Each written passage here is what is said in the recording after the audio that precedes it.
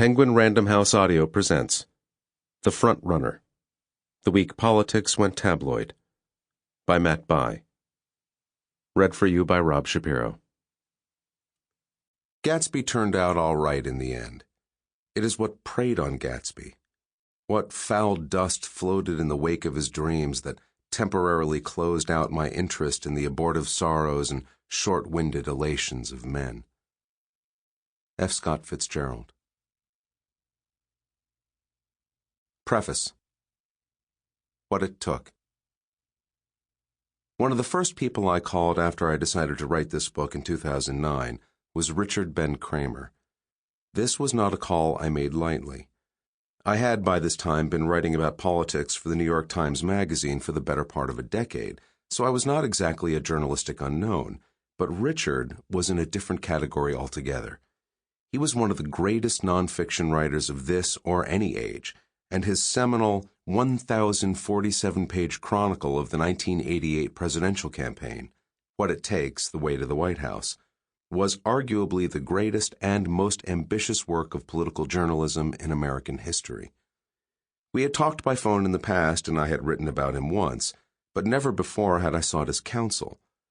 I feared finding out that one of my literary heroes was just another dismissive egoist, the business is full of them, who didn't have time to dole out advice.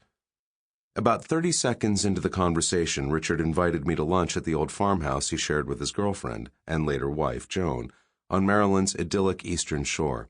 Anytime I liked, he said, just pick a day. He wasn't doing much other than writing. The grace of that invitation wouldn't have surprised anyone who knew him. The next week, I drove the 90 minutes down to Chestertown, where Richard treated me to a cheeseburger as we talked about the craft of journalism and the book I intended to write. I had come to believe that there was something misunderstood and significant in the story of Gary Hart, whose spectacular collapse Richard had followed in What It Takes. I thought the forces that led to Hart's undoing were more complicated and more consequential, looking back now, than anybody had really appreciated at the time. I had in mind a book not simply about a single, captivating episode in American politics, but also about the cultural transformation it portended. I confessed that I had begun to doubt myself, however. Almost invariably, when I mentioned this idea to colleagues and friends in Washington, they reacted as if I might be teasing them, as if I had just said I was going to write my next book about bird migration or the Treaty of Westphalia. How could a discarded and discredited figure like Gary Hart possibly matter in the age of Obama? What did any of that have to do with the healthcare debate or the upcoming midterm elections? Maybe I should listen to the skeptics, I said to Richard. It seemed to me that there was a fine line between being visionary and being obstinate. Hart, more than anyone I could think of, illustrated this point, and most of us ended up on the wrong side of it most of the time. Richard took all of this in, occasionally stroking his wispy beard or fiddling with his John Lennon-like glasses. And then he seemed to be in the grasp of a revelation, and he leaned back for a long moment and assessed me. "You don't want my advice," Richard said at last. "You want my permission." It was true. I did want his permission, not to drill more deeply into the rich seam he had first mined back in 1987, but rather to defy the conventions of my peers. Richard told me to honor my instincts, that the last people on earth who could discern the deeper currents of our politics were the people who covered and practiced it on a daily basis, obsessing over every poll and campaign filing. Richard answered email only sporadically, and he probably never read a tweet in his life. He reminded me that most of the nation's journalism establishment had dismissed What It Takes, at the time it was published, as overwritten and impossibly long, and the book had all but disappeared for many years before a new generation discovered it. Why in the world, Richard asked me, would I listen to those people? "You didn't write a memorable book," he said, "by giving people the story they were clamoring to read. You had to tell them the story they needed to hear." What It Takes is an astounding work, a contemporaneous biography of 6 different candidates, all portrayed from deep within their own psyches. Over the years, I have probably talked with a few dozen people who are subjects or sources in Richard's book, and not one has ever complained of a single inaccuracy. The question you hear most often when the subject of the book comes up is how Richard did it. How did he get so many politicians and so many of their aides to open up the way they did? How did he come to find himself in their rooms and in their cars, and frequently even on their couches for the night? To know Richard was to know part of the answer, at least. His mind was open, his curiosity genuine and boundless. I have known celebrated reporters who give entire seminars on the art of eliciting candor from their subjects, how to put someone at ease, how to structure the questions, where to put the digital recorder. Richard trafficked in none of this witchery. His only trick was his sincerity, a yearning to understand the vantage point of whomever he was talking to. He listened, which is the most underrated skill in journalism, and probably in life. But had Richard come along 10 or even 5 years after he did, it's doubtful that all the sincerity in the world could have yielded a book like What It Takes. Although this wasn't clear at the time, Richard undertook his life's defining project at precisely the moment when the rules of politics and political journalism were about to change.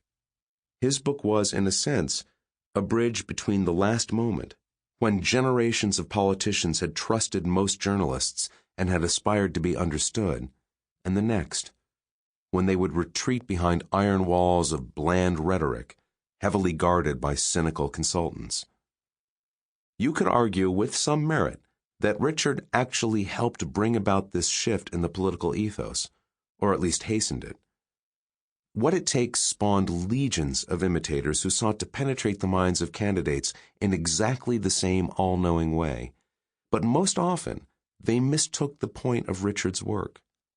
Where he was most interested in illuminating worldviews and reconstructing the experiences that shaped them, his disciples were increasingly obsessed with personalities and unflattering revelations, the portrayal of politicians as flawed celebrities.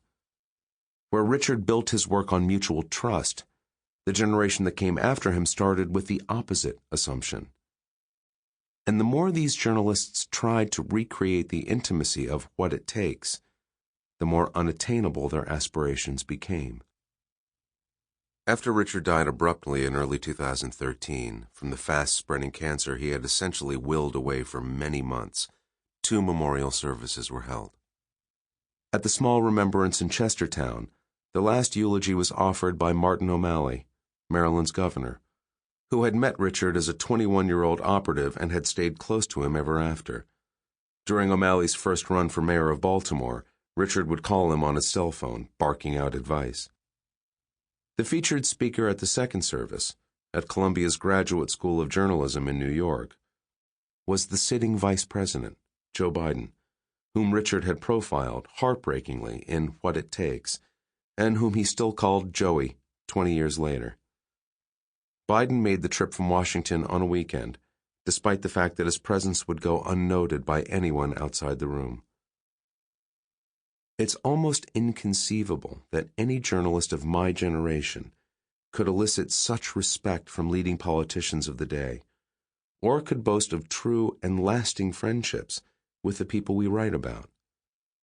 And most of my contemporaries would probably say that's as it should be. Those of us who gathered in Chestertown or New York weren't only saying goodbye to Richard.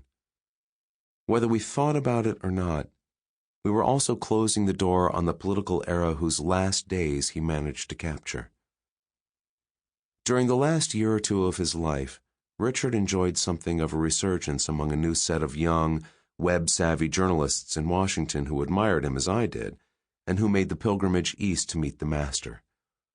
He loved their passion and enjoyed their company, but he found the new political journalism perplexing, with its incessant focus on granular data and emerging demographics, its emphasis on constantly predicting winners and losers. The last time I saw him, for a public event we did together in Chestertown a few months before his death, we spent a few hours at his house talking over tea. Richard, who had long ago given up writing about politics for writing about baseball, was weak and much thinner than when I... Sample complete. Ready to continue?